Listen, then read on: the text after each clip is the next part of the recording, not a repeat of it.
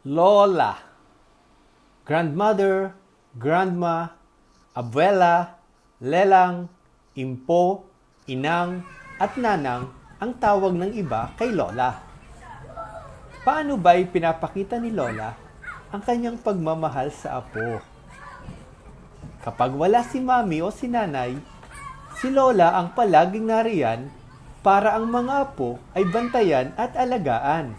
Si Lola ang nagpapakain kapag ang apo ay nagugutom. Si Lola din ang nagbabantay kapag ang apo ay may sakit.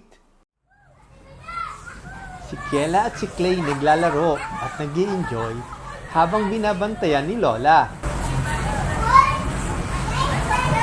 Ibabahagi ko naman sa inyo ang aking nasaksihan sa ginawa ng aking pamangking si Kiela sa kanyang lola noong ako'y minsang bumisita sa Cebu.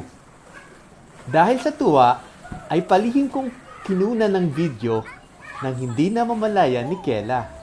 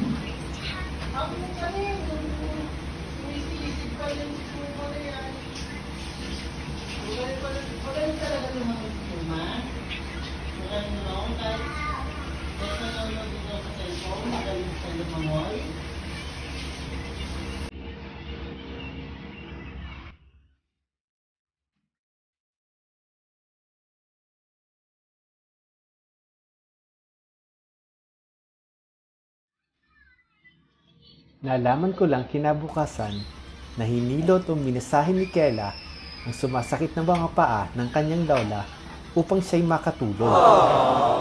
Sumakit daw ang mga paa, maaaring dahil sa rayuma. Pero may catch. Nanonood si Kiela sa kanyang cellphone habang minamasahe si Lola. Kung ikaw ay may lola pa, paano mo ipapakita ang iyong pagmamahal kay Lola?